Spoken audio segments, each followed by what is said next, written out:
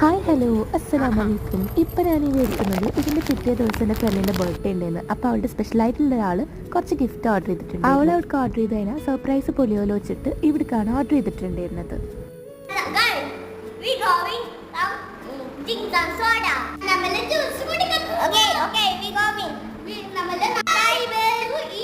അപ്പോൾ ഇപ്പോൾ പറഞ്ഞു തന്നത് എന്താ വെച്ചാൽ നമ്മൾ കുറച്ച് ജ്യൂസ് കുടിക്കാൻ പോവുകയാണ്. അതാണ് ഇപ്പോൾ കേട്ടത്.